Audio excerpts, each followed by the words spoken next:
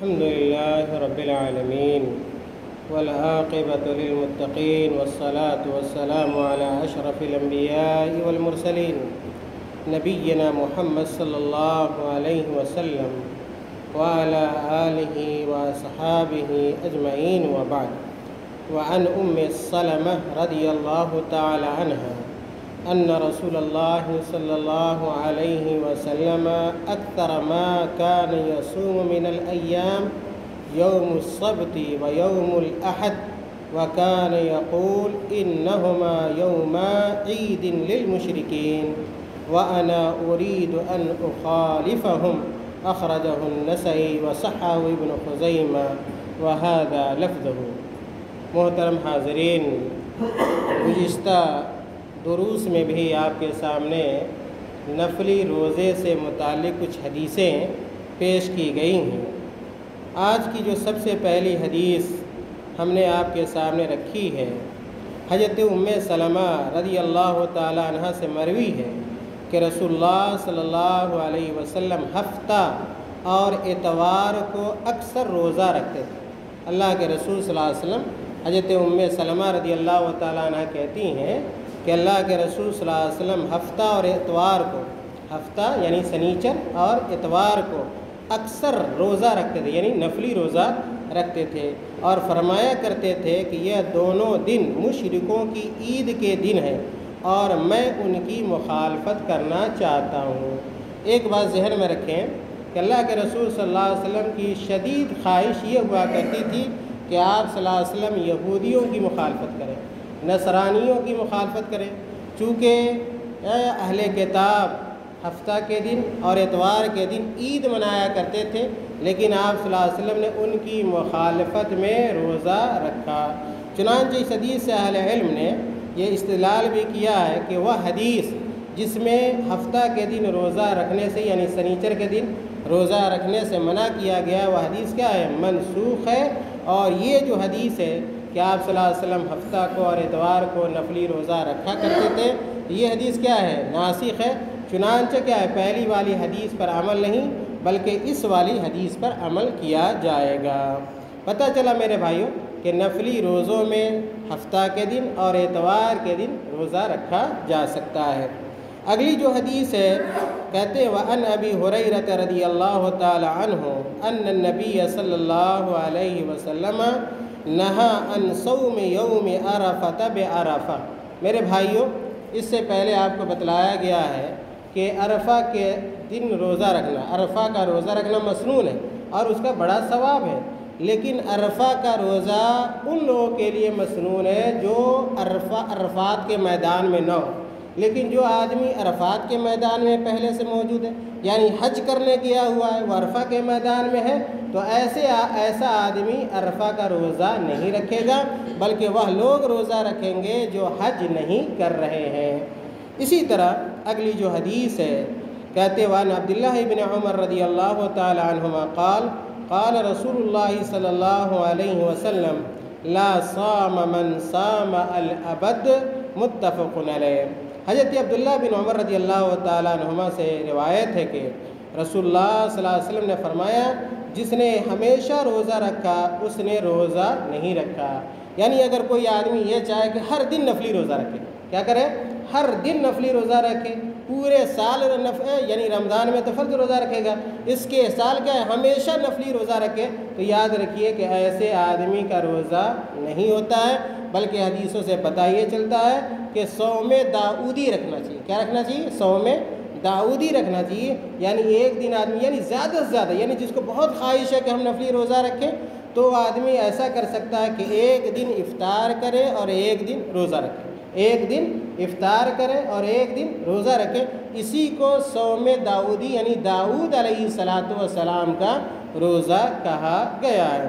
میرے بھائیوں، اگلا جو موضوع ہے اور میں چاہتا ہوں کہ وہ چیزیں آپ کے سامنے آنی چاہیے، آج صرف ایک آدھ دو حدیث میں رکھوں گا اعتکاف سے متعلق۔ حافظ ابن حجر رحمۃ اللہ علیہ نے آگے جو باب اور عنوان قائم کیا ہے، باب الاعتکاف و قیام رمضان، باب الاعتکاف و قیام رمضان۔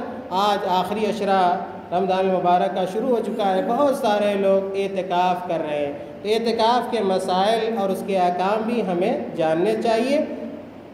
اعتکاف اور قیام رمضان کا بیان، اس ضمن میں سب سے جو پہلی حدیث ہمارے سامنے ہے، عن ابی ہریرہ رضی اللہ تعالی عنہ ان رسول اللہ صلی اللہ علیہ وسلم قال من قام رمضان ایمانا واحتسابا غفر له ما تقدم من ذنبه متفق علیہ۔ بہت ہی مشہور حدیث ہے، عام طور پہ جمعہ کے خطبے وغیرہ میں بھی یہ حدیث آپ سنتے ہوں گے کہ حضرت ابو ہریرہ رضی اللہ تعالیٰ عنہ سے روایت ہے کہ رسول اللہ صلی اللہ علیہ وسلم نے فرمایا، جو شخص ایمان اور ثواب کی نیت سے، ایمان اور ثواب کی نیت سے، دکھاوے کے لیے نہیں، ریاکاری کے لیے نہیں، خود نمائی کے لیے نہیں کہ میں تراویح پڑھ رہا ہوں، میں قیام اللیل کر رہا ہوں، نہیں، اگر دکھاوا جس عمل میں آ جائے تو یاد رکھیے وہ عمل کیا ہے، بیکار ہو جاتا ہے، ایسا عمل اللہ تعالیٰ قبول نہیں کرتا ہے۔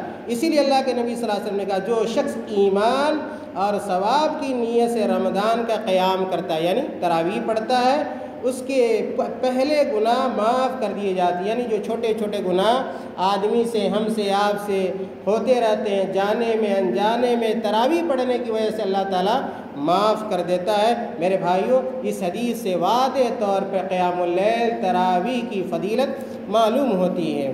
اگلی جو حدیث ہے حضرت عائشہ رضی اللہ تعالیٰ عنہ سے مروی ہے، کہتی ہیں، کان رسول اللہ صلی اللہ علیہ وسلم اذا دخل الاشر ای الاشر الاخیر من رمضان شد مئزرہ وَأَحْيَا لَيْلَهُ وَأَيْقَدَ أَهْلَهُ متفق علیہ۔ بہت اہم حدیث، حضرت عائشہ رضی اللہ تعالیٰ عنہ فرماتی ہیں کہ جب آخری عشرہ شروع ہو جاتا، یعنی رمضان کا جب آخری عشرہ شروع ہو جاتا تو رسول اللہ صلی اللہ علیہ وسلم اپنی کمر کس لیتے تھے، اپنی کمر کس لیتے تھے، یعنی کمر بستہ ہو جاتے تھے، پورے طور پہ عبادت کے لیے تیار ہو جاتے تھے۔ بعض اہل علم نے اس کا معنی یہ بھی بتلایا ہے، کمر کس لیتے تھے، اس کا معنی ہے کہ یہ بھی ذکر کیا گیا ہے کہ اپنی بیویوں سے الگ ہو جاتے تھے، بیویوں سے تنہائی اختیار کر لیتے تھے، یعنی پورے طور پہ عبادت کے لیے آمادہ ہو جاتے تھے۔